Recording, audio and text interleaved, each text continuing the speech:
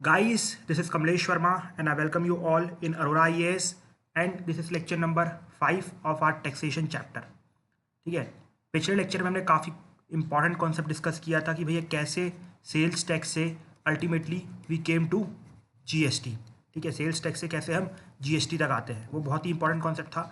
जिसने उस वीडियो को नहीं देखा है ज़रूर देखिए, अदरवाइज आज की वीडियो मत देखिएगा बिकॉज आपको कुछ भी समझ में नहीं आएगा. Because that video took around 30 minutes to complete and just I explain 1 or 2 concept. ठीक है, एक बार उसको रिवाइज करवाऊंगा, इसके बाद आगे बढ़ूंगा. अदरवाइज आज थोड़ी कनेक्टिविटी में प्रॉब्लम हो सकती है. ठीक है, कनेक्टिविटी मतलब नेट कनेक्टिविटी में नहीं, मतलब आपके माइंड के तारों की कनेक्टिविटी में. ठीक है, उसके लिए एक बार रिवाइज करवाऊंगा, उसके बाद आगे बढ़ेंगे. देखो, मैंने बताया था आपको शुरू में कि सबसे पहले हमारे यहाँ सेल्स टैक्स हुआ करता था. ठीक है, सारी स्टेट गवर्नमेंट को अलाउड था कि वो लोग सेल्स टैक्स लगा सकते थे.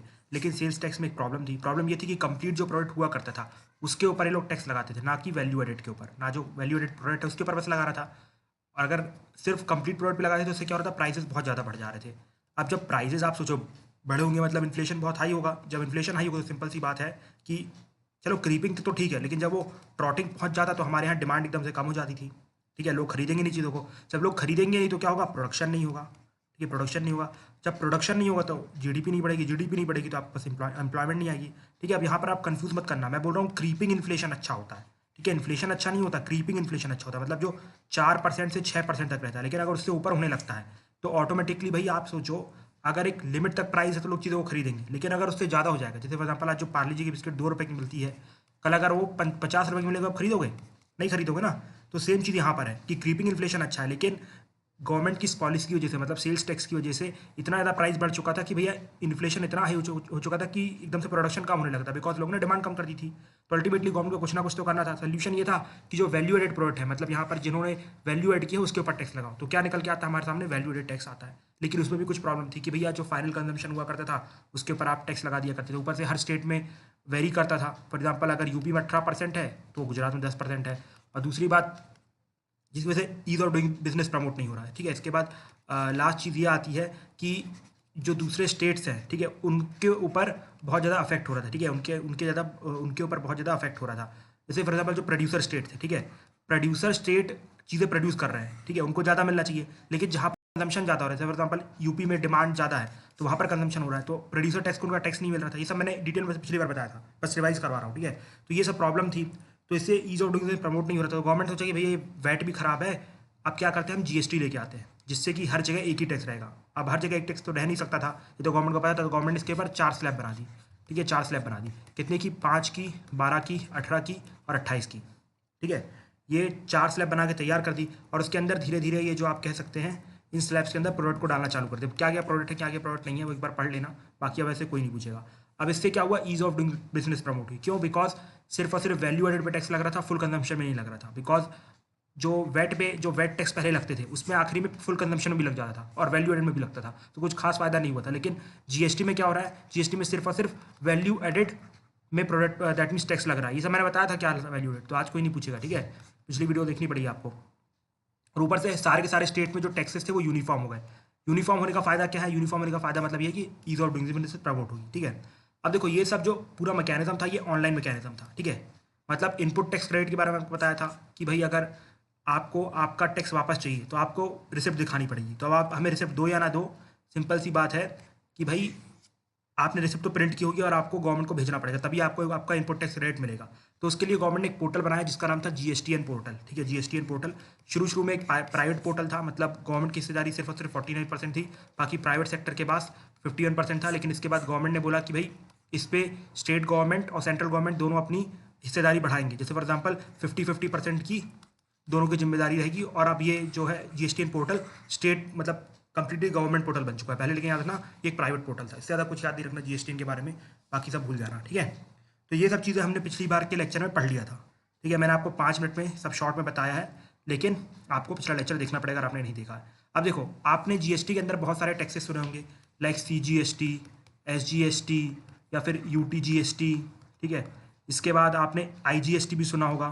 ठीक है, तो क्या है, मतलब देखो सीजीएसटी वो है जो सेंट्रल जीएसटी लगाता है, एसजीएसटी वो है जो स्टेट जीएसटी लगाता है, और यूटीजीएसटी वो है जो यूटी लगाती है. यूटीज मतलब यूनियन टेरिटरीज.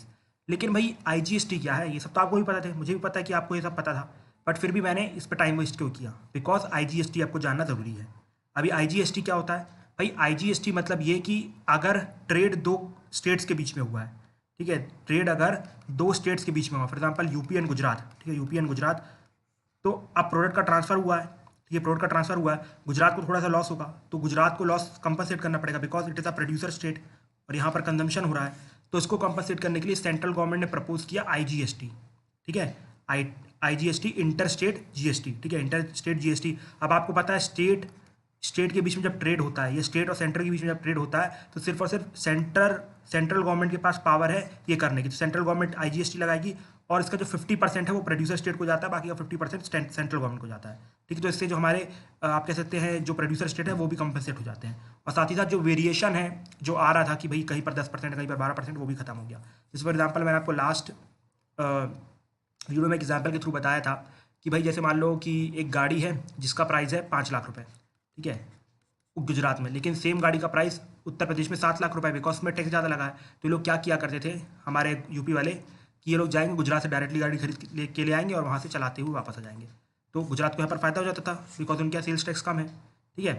अगर किसी का सेल्स टैक्स ज़्यादा रख दिया उन्होंने, ज़्यादा क्यों रखा, बिकॉज ज़्यादा जब टैक्स आएगा तो ज़्यादा वो लोग रिसोर्सेज में खर्चा करेंगे। फॉर एग्जाम्पल स्कूल एजुकेशन वो यूपी वाले भी नहीं कर पा रहे थे और यहाँ गुजरात को ज़्यादा ही फायदा उठा रहा था, ठीक है। एग्जाम्पल बस दे रहा हूँ, ऐसा कुछ था नहीं, बस एग्जाम्पल बस दे रहा हूँ जिससे आपको चीज़ें याद रहें, ठीक है। और अगर मान लो ये लोग, अगर मान लो कि इन्होंने सोचा कि चलो गुजरात के बराबर टैक्स कर देते हैं, तो इन लोगों ने भी कुछ जोड़ जाड़ के 5 लाख टैक्स कर दिया यूपी वालों ने। लेकिन अब इसमें प्रॉब्लम क्या हुई, अब इसमें UP Uttar Pradesh that means Gujarat को लॉस होने लगेगा। कैसे, बिकॉज यहाँ पर इनके पास जो प्रोड्यूसर टैक्स था वो नहीं मिलेगा, ठीक है, ये टैक्स यहाँ पर ज़्यादा इनको मिल रहा है, इनको कम मिल जाएगा, जिसकी वजह से गुजरात को लॉस होने लगेगा। तो ये सब GST पे प्रॉब्लम खत्म हो गई बिकॉज यहाँ पर इनपुट टैक्स क्रेडिट का मैकेनिज्म है। और दूसरा ये कि भाई यहाँ पर टैक्सेस हर जगह इक्वल है, 18% एजुकेशन में टैक्स हर जगह लगेगा, चाहे वो उत्तर प्रदेश चले जाओ, चाहे गुजरात चले जाओ, चाहे कर्नाटका चले जाओ, चाहे केरला चले जाओ, हर जगह सेम टैक्स रहेगा, ठीक है, मतलब स्लैब्स के अंदर।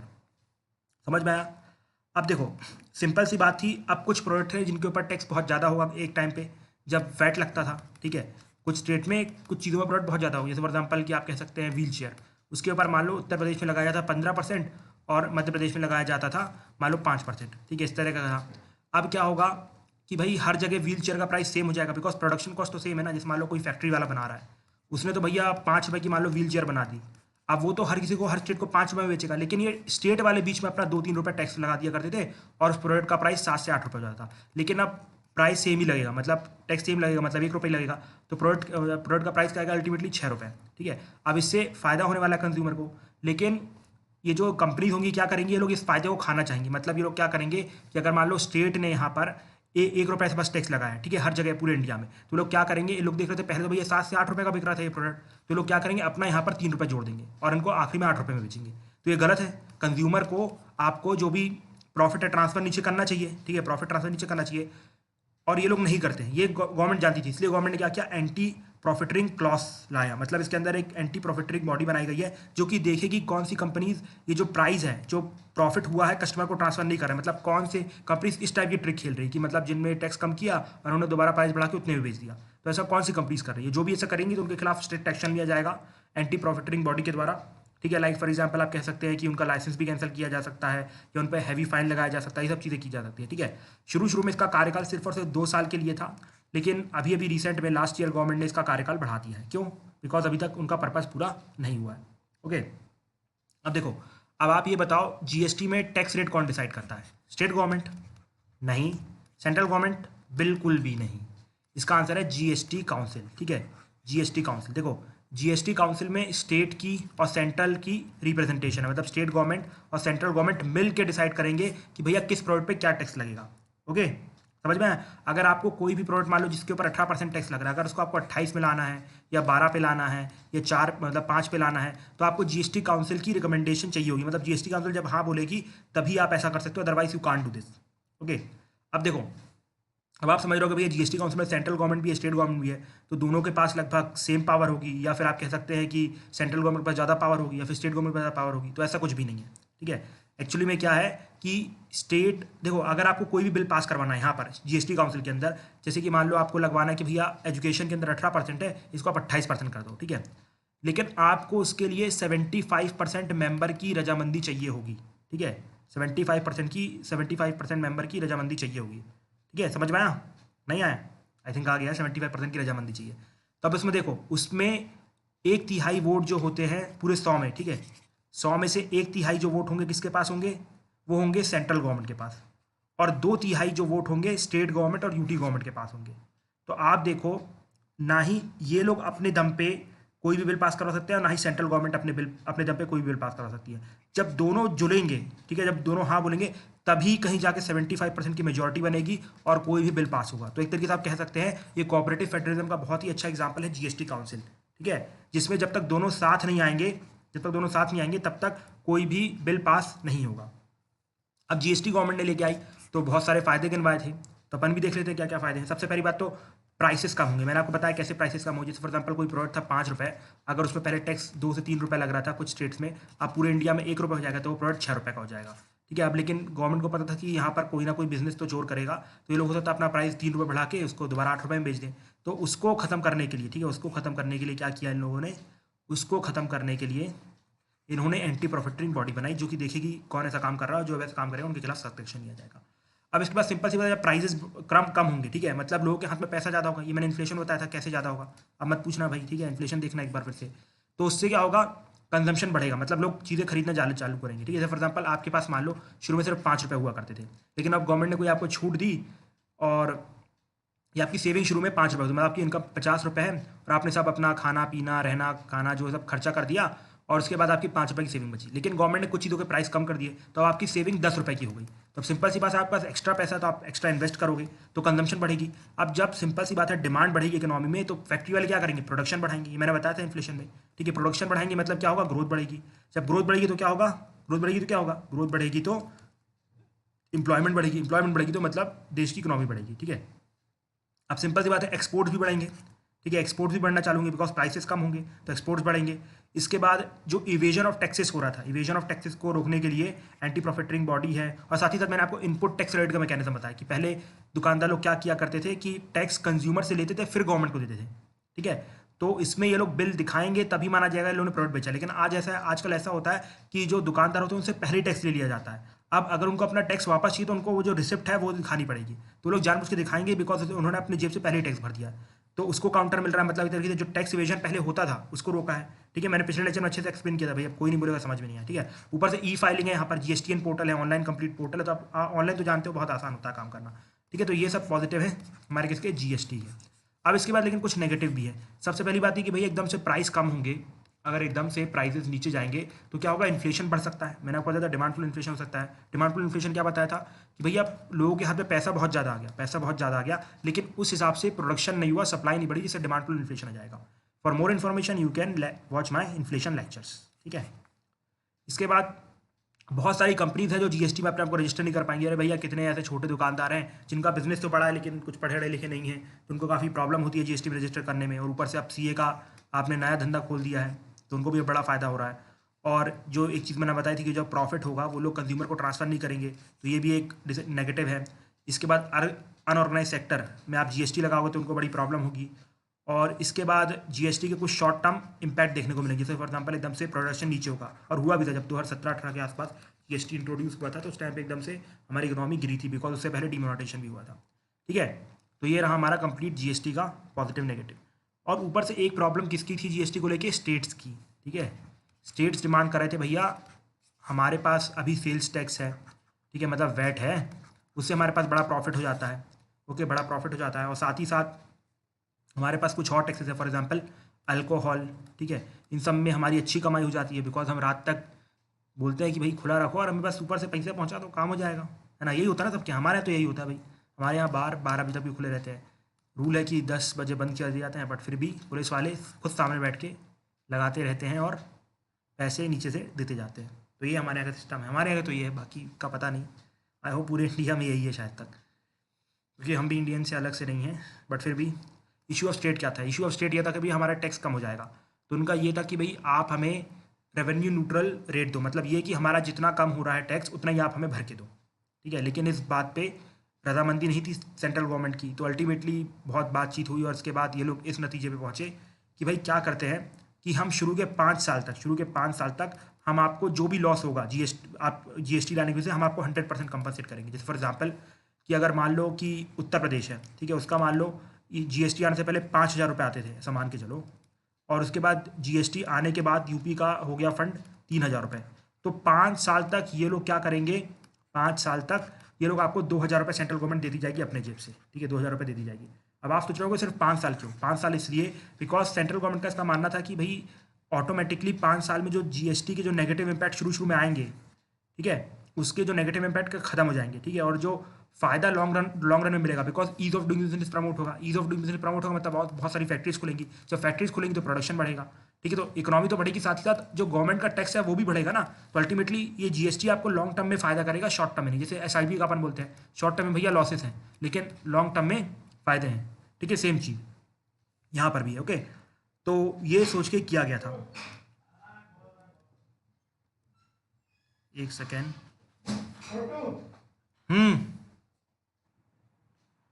Sorry for the problem guys, actually कुछ काम था तो उसकी वजह से थोड़ा सा डिस्टर्बेंस हो गया। सो मैं क्या बता रहा था, मैं आपको ये बता रहा था कि भैया स्टेट डिमांड कर रहे थे कि उनको चाहिए रेवेन्यू न्यूट्रल रेट, और जो उनको मिल नहीं रहा था, बट फाइनली 5 साल वाले पे डिसाइड हुआ कि भैया हाँ जो भी 5 साल तक हम आपको कंपनसेट करेंगे, उसका रीज़न मैंने बताया कि क्यों कंपनसेट करेंगे, ठीक है। अब देखो, अब सेंट्रल गवर्नमेंट स्टेट गवर्नमेंट को कंपनसेट कर रही है, तो सेंट्रल गवर्नमेंट इसे अपने फंड से कंपनसेट नहीं करना चाहती थी। इसने क्या किया, जितने भी सिन और लग्जरियस प्रोडक्ट थे, मतलब जो प्रोडक्ट 28% स्लैब के अंदर आते थे, उनके ऊपर एक सेस लगाया गया। क्या लगाया गया, एक सेस लगाया गया, और उस सेस से स्टेट गवर्नमेंट को दैट मीन्स कंपनसेट किया जाएगा, ठीक है, समझ में आ गया।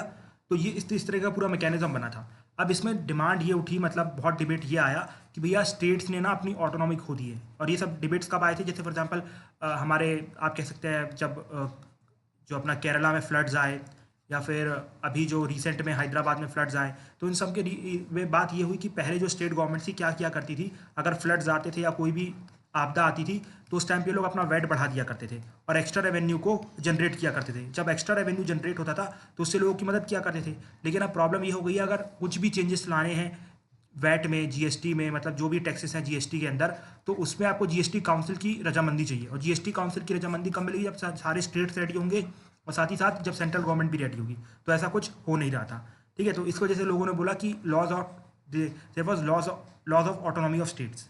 तो हम एनालाइज करते हैं कि भैया सही में ऐसा हुआ है। देखो, सबसे पहला रीज़न तो हम देखेंगे कि ऐसा क्यों नहीं हुआ है। हमने ये देख लिया कि लॉस मतलब थोड़ा बहुत तो मतलब ऑटोनॉमी स्टेट्स की गई है, बिकॉज आपने देखा अब स्टेट अपने हिसाब से काम नहीं कर सकते, ऑलरेडी उनके पास सब्जेक्ट्स कम थे, ठीक है, सब्जेक्ट्स कम थे। एक एग्रीकल्चर सब्जेक्ट था थोड़ा ठीक ठाक वाला, तो वो भी सेंट्रल गवर्नमेंट ने उसमें अपना हाथ मार लिया फार्म बिल्स ला के, ठीक है। अब देखते हैं आगे क्या होगा, जो भी चर्चाएं चल रही हैं फार्मर के बीच में और सेंट्रल गवर्नमेंट के बीच में, अब देखते हैं क्या रिजल्ट आता है, वो बात की बात है। बट फिर भी थोड़ा बहुत मतलब ये लोग ऑटोनॉमी का तो हुआ है, लॉस हुआ है, ये हमने देख लिया है, ठीक है। अब बात आती है कि क्या फ़ायदे हुए हैं, मतलब ऐसा तो नहीं है कि सिर्फ आप लिख के आओगे हाँ भैया ऑटोनॉमी का लॉस हुआ है। एक्चुअली कुछ फ़ायदे हुए हैं, बहुत ज़्यादा फ़ायदे हुए हैं। सबसे पहला फ़ायदा तो ये हुआ है कि यहाँ पर आप ये देखो, सिर्फ स्टेट गवर्नमेंट ने अपने टैक्सेस को कॉम्प्रोमाइज़ नहीं किया है, सेंट्रल गवर्नमेंट ने भी अपने टैक्सेस को कॉम्प्रोमाइज़ किया। फॉर एग्जाम्पल के तौर पे एक्साइज ड्यूटी, बहुत सारी एक्साइज ड्यूटीज़ थी, ठीक है, साथ ही साथ सर्विस टैक्स, ये सिर्फ और सिर्फ सेंट्रल गवर्नमेंट के लिए था, लेकिन सेंट्रल गवर्नमेंट ने स्टेट गवर्नमेंट का शेयर करना डिसाइड किया। तो इन सब में भी तो भैया सेंट्रल गवर्नमेंट ने अपना कुछ लूज़ किया, तो सेंट्रल गवर्नमेंट तो बोल रही है हमारी ऑटोनॉमी गई है, ऐसा तो कुछ नहीं। ऊपर से जो भी डिसीजन है वो जीएसटी काउंसिल ले रही है ना, सेंट्रल गवर्नमेंट अकेले तो नहीं ले रही है। तो आप ऐसा नहीं कह सकते कि भैया स्टेट की ऑटोनॉमी गई है और सेंट्रल गवर्नमेंट की बिल्कुल भी नहीं गई है। एक्चुअली दोनों इक्वलेंट प्लेटफॉर्म पे है, ठीक है, ये पहली चीज़। दूसरी चीज़ ये कि जो टैक्सेस हैं, ठीक है, जो टैक्सेस है वो एक्चुअली में इंक्रीज हुए हैं स्टेट गवर्नमेंट के लिए। आपने देखा शुरू में एक्साइज ड्यूटी उनको अलाउड नहीं थी, सर्विस टैक्स उनको अलाउड नहीं था, ये सब सेंट्रल गवर्नमेंट के एक्सक्लूसिव टैक्स है, बट फिर भी स्टेट गवर्नमेंट को मिले, तो अल्टीमेटली स्टेट गवर्नमेंट का फायदा भी हुआ है, ठीक है। और लॉन्ग रन में जीएसटी रिटर्न प्रोड्यूस करेगा, because ease of doing business आएगी, उससे हमारे सामने फैक्ट्रीज आएंगी तो उनका टैक्स भी बढ़ेगा, कॉर्पोरेट टैक्स आएगा, तो उन्हें फायदा होगा सेंट्रल गवर्नमेंट को और स्टेट गवर्नमेंट को भी, ठीक है। और उसके बाद सेंट्रल गवर्नमेंट कोई भी डिसीजन यूनिलैटरली नहीं ले सकती। मैंने आपको बताया भैया सबको जीएसटी काउंसिल से डिसीजन लेने हैं, कोई भी अपनी दम पर डिसीजन नहीं लेगा, और अल्टीमेटली लॉन्ग रन में फ़ायदा तो होगा, ठीक है। तो ये आप देख सकते हैं कि कुछ खास लॉस भी नहीं हुआ, कुछ खास फायदा भी नहीं हुआ। हाँ, थोड़ा बहुत कह सकते हैं शॉर्ट टर्म का लॉस हुआ है, बट लॉन्ग रन में फ़ायदा होगा, तो ये आपका कंक्लूजन रहेगा। So ultimately we are done with this. अब बस एक लेक्चर बचता है जिसमें हमें थोड़े से रिफॉर्म्स डिस्कस करने हैं, और आप कह सकते हैं एक दो छोटी मोटी चीज़ें बची, e way bill, reverse charge mechanism related to GST, उसको कंप्लीट करेंगे हम। तो आज के लेक्चर में इतना ही रहने देते हैं। Thank you and have a nice day friends.